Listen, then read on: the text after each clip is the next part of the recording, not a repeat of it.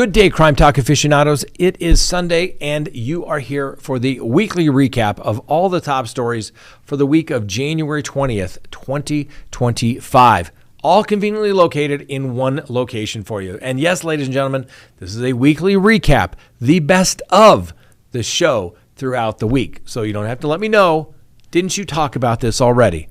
It's a weekly recap. Thanks for watching. We'll see you next time. Have a wonderful day. And remember, the Constitution matters. All right, lawyer.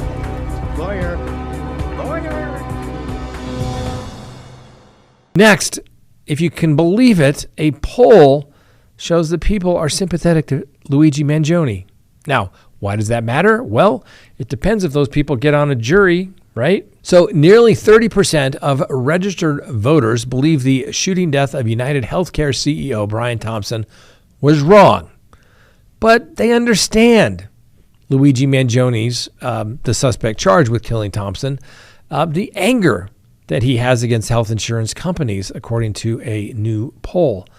So a USA Today Suffolk University poll conducted between January 7th through the 11th found 28.50% of the registered voters believe the shooting was wrong, but understand the alleged shooter's anger with the healthcare system. In addition, 64% of registered voters believe the shooting was wrong and the person who did it should be prosecuted to the fullest extent of the law. But that still means, ladies and gentlemen, 40% of the potential jurors out there could be sympathetic to Luigi Mangione. Now, the poll of the 1,000 registered voters taken by landline and cell phone has a margin of error of 3.1%, in case you wanted to know that. And another poll found that a majority of college students believe that Mangione should be sentenced to time in prison if he's ultimately convicted. Now, if Mangione is found guilty, according to the poll conducted by the College Pulse, 32% in that survey said that he should be sentenced to life in prison with the possibility of parole. 14% chose life imprisonment with the chance of parole.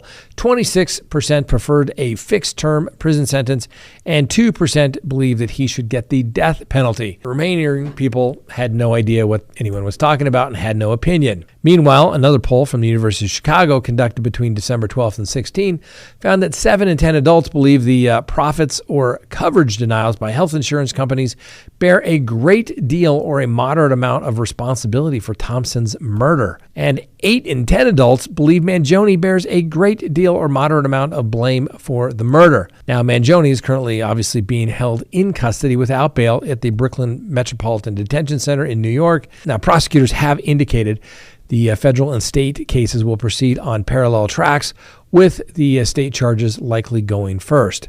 Mangione's next court date is February 21st, and then we'll see who really gets going. Like I said, it would seem, if you read the comments on Crime Talk, it would seem like about 80% of the people that watch this show love Luigi Mangione and would set him free. Oftentimes, many people say, free Luigi. That is people's opinion. But obviously, the defense is, hey, it wasn't Luigi Mangione, because there's no heat of passion. There's no self-defense or legal defense because you don't like the insurance companies. The only defense is basically identity. You can't say for certain that that is Luigi Mangione. Look at his eyebrows. He had a mask on. He had a jacket that you can buy anywhere. Those shoes, the question is, did they find him in those shoes, that jacket? They have to prove that it was him, not somebody who looked like him, not someone using his identity, but it was, in fact, Luigi Mangione. Mickey Stein, that's right, a judge who's handling the Mickey Stein case will decide whether to order a mental evaluation for the former Kentucky sheriff accused of killing a judge. So the attorneys for ex-sheriff Mickey Stein made that request in court the other day. Now, for those who don't know, Stein is accused of killing the Letcher County District Judge Kevin Mullins in his chambers last September, and video was released last year showing the shooting from the cameras within the chambers. Pretty straightforward. And an investigator said that Stines called his own daughter from Mullins' phone, and her phone number was on there. Stein then shot the judge just seconds later. Now, Stein's attorney wants him evaluated for criminal responsibility to determine if he was able to distinguish right from wrong at the time of the shooting. Now, the Prosecutor is a little concerned by that request. The judge didn't grant that request either. In fact, the judge took it under advisement. So, listen, this is a straightforward case, all right? It's on video of the sheriff shooting his friend of some 20 years who went to his office after they had lunch, and apparently there was maybe some rift going on there. Some issue. Could it be because of the litigation that was ongoing where the judge may have been involved or accused of some sort of inappropriate conduct with sheriffs having sex in his chambers? Could it be because there was something nefarious going on with the judge and his family?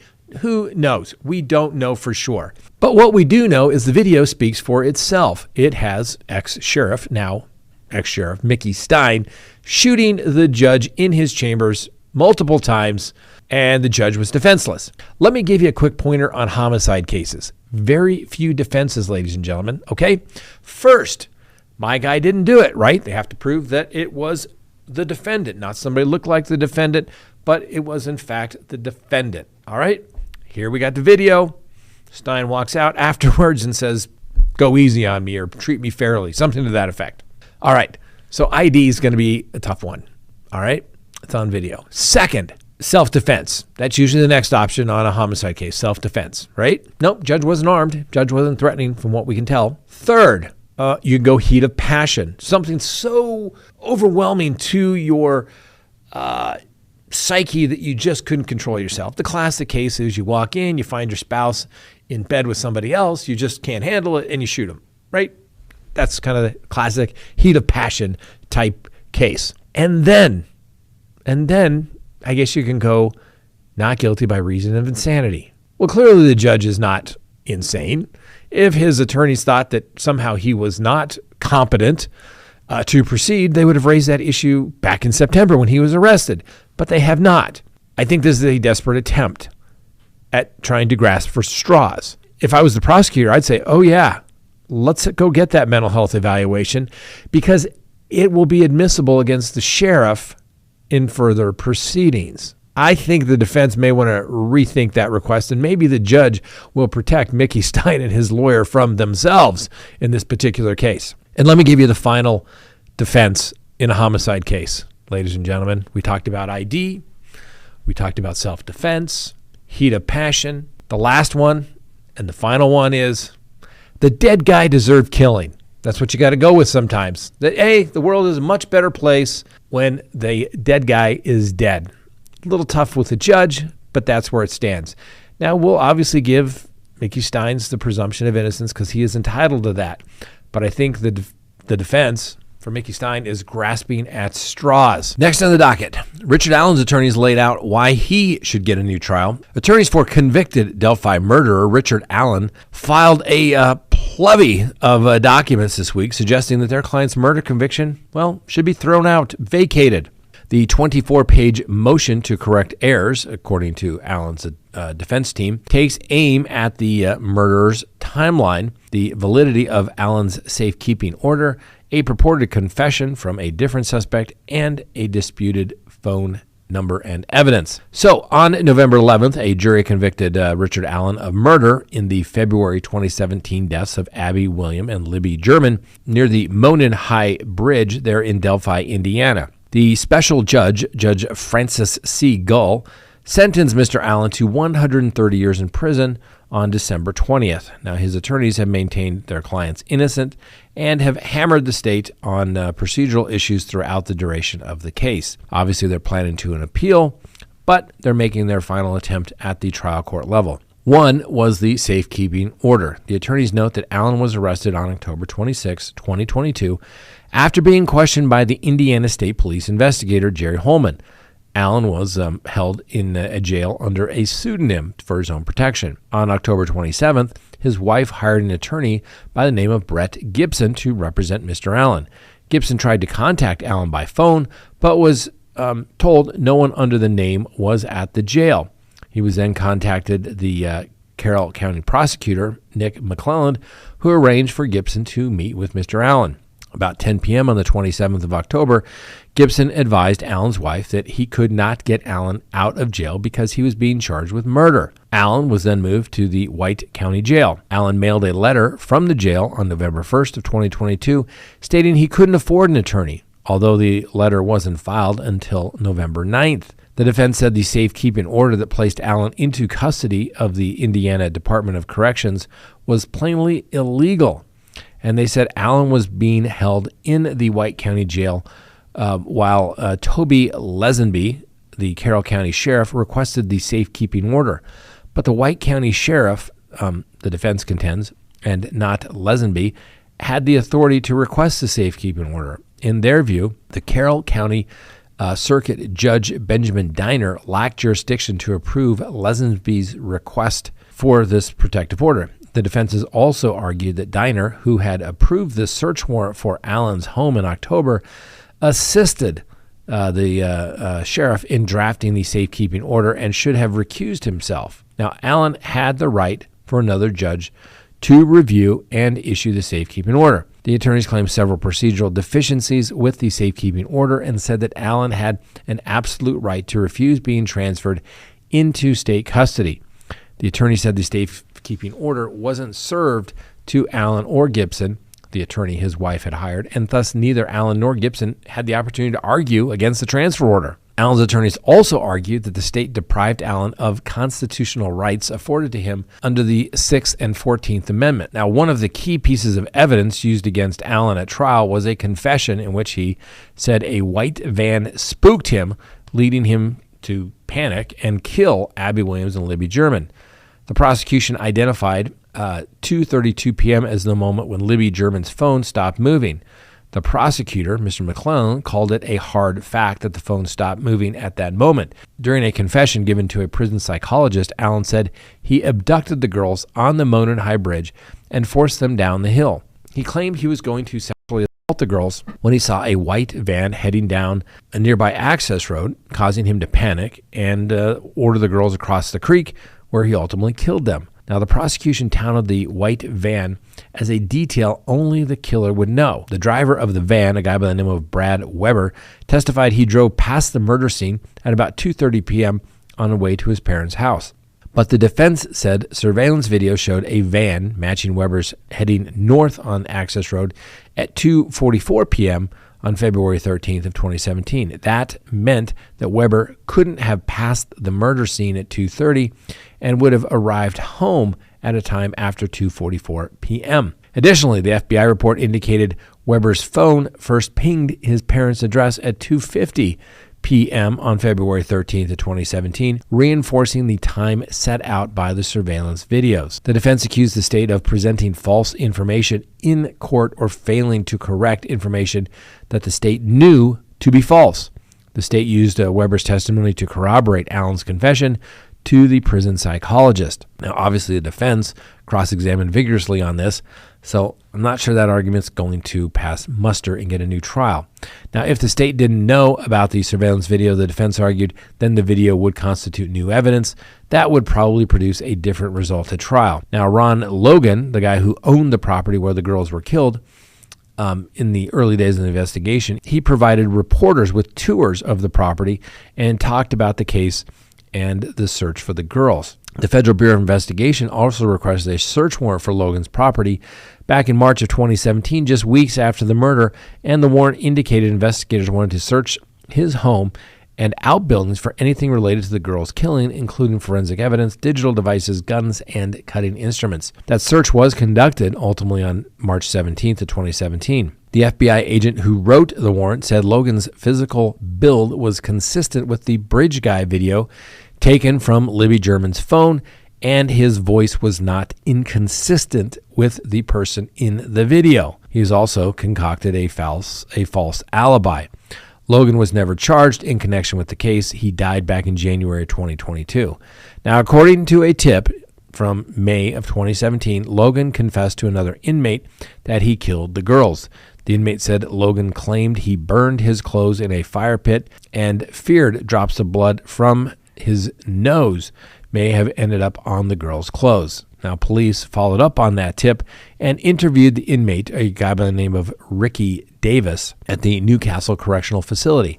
It's an Indiana state facility, and the state police first sergeant conducted the interview. The investigators' handwritten notes indicate Logan told Davis he was walking and talking with the girls about knowing one of their fathers. One of the girls wanted to turn around. Logan grabbed Abby's shoulder, which caused Libby to freak out. One of the girls said something about calling the police. Logan told Davis he was paranoid about a probation violation and felt like he crossed a line when he grabbed Abby. Logan asked the girls if they wanted to see some of his animals, including his horses. Libby didn't want to go. Abby was open to the idea, especially to the idea of the horses. Ultimately, this led to a scuffle, according to the inmate's account, and Logan got hit in the nose. He pulled out a box cutter and attacked Libby, cutting her throat. He said Abby was scared, and he took her somewhere, although he didn't say where. He eventually cut her neck too, according to the inmate's account. Now, Logan told the inmate, allegedly, he came back hours later and wanted to move Libby to an area where she wouldn't be found. He burned his clothes in a burn pit, boots, gloves, and a bag. The next morning, people showed up asking if they could search his property. Logan told them they could because it wouldn't have felt weird if he said no. He then contacted a family member and left the area. In a handwritten note about Logan's confession, Davis said Logan killed both girls because things went too far and they all panicked when he grabbed Abby to reassure her that things were just going to be okay. Logan's mention of box cutters is notable because Dr. Roland Kaur, the forensic pathologist who conducted the girls' autopsies, said during the trial that the girls could have been killed by a single box cutter. His initial opinion was that two different weapons may have been used in the murders. Logan's confession exculpates Mr. Allen and would probably produce a different result at trial. Accordingly, the court should either vacate Mr. Allen's convictions or set this motion for a hearing, the attorneys are asking for. And then they have the headphone jack evidence. The fourth point raised in the motion concerns disputed evidence surrounding the headphone jack of Libby German's phone. During the trial, the defense called forensic expert Stacey Eldridge to the stand. She analyzed the data from logs from the phones and said it appeared someone had plugged headphones into the auxiliary jack at 5:44 p.m. on February 13th of 2017 and removed the headphones at 10:32 p.m. on the same day. This information, the defense alleges or writes in their motion, casts doubt on the state's timeline. And after learning about the state's phone expert, Indiana State Police First Sergeant Chris Cecil suggested dirt or water damage to the phone may have been responsible for the logged activity on the phone. Cecil had performed a Google search during a court break before offering his opinion. The defense said it didn't have the chance to counter Cecil's determination during the trial, and according to Eldridge, nothing on Libby's phone indicated there had been water damage. Photos of the phone didn't show the phone was covered in water, dirt, or other debris, and she was unaware of any scientific or technological research suggesting that water or dirt damage to an iPhone 6 would cause the phone to inaccurately log wired headphones in or wired headphones out. At no point during the trial did the state allege Allen return to the murder scene. Were a jury to lend credence to Eldridge's analysis, the state's narrative is impossible, the defense wrote in their motion. Now, Ms. Eldridge's opinion that dirt or water could not have caused Libby German's phone to log wired headphones being plugged into and being unplugged from the phone exculpates Mr. Allen and would probably produce a different result at trial. Accordingly, the defense wants Mr. Allen's case thrown out. Now, before an appeal is filed in lots of states, the defense has to file a motion for a new trial. We don't require that here. You can, but you don't do it, generally, unless you think there's clear error in this particular case. Now, I get the defense laying some groundwork for the public, the appellate attorneys, the appellate courts in the future. I get that. But most of this stuff is information that the jury knew about, considered it, and they still found Richard Allen guilty. And given the track record of Judge Frances C. Gull, I find it highly unlikely that she is going to give a new trial to Mr. Allen. She will promptly deny this motion. Luigi Mangione. Now, when you're a high-profile defendant, everybody wants to know what everybody is thinking about people. And since there's been no real news about any developments in his case, since nothing's really going on yet, since he hasn't gone back for any type of an arraignment or preliminary hearing, people are digging deep. They're talking to people that were housed with Luigi Mangione in custody. Now, normally, most people in this federal detention center are going to get their little orange jumpsuits. But no, he is getting what they call a turtle suit. It's a little blue padded setup used primarily for prisoners vulnerable to committing self-harm, according to inmates that were in the facility when Mangione was there with them. And every time he's escorted from his cell, D block, gets a lockdown. Because apparently, when you're a high-profile person, somebody could either try to take you out so that they get the fame and notoriety. But in this particular case, they're taking all precautions to make sure Luigi Mangione is healthy by the time that he gets to court. Apparently, when the inmates are watching TV and they're discussing matters of Luigi Mangione, they have been flashing lights from the cell so the people outside could see that they were, paying attention to them. Anyway, apparently the warden has said, or the superintendent, I guess is his technical name, has threatened everyone with time in the hole if they yelled from their cell or blinked their lights for the media ever again. Now, apparently Mangione's notoriety softened the amount of oppression the guards would usually dispense because they wanted something from him.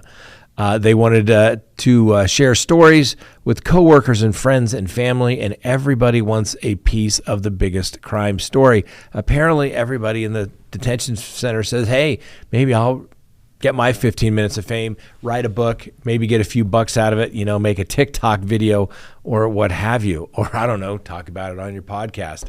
But anyway, Luigi Mangione is the man of the hour until he's not, until the next big story comes along indeed.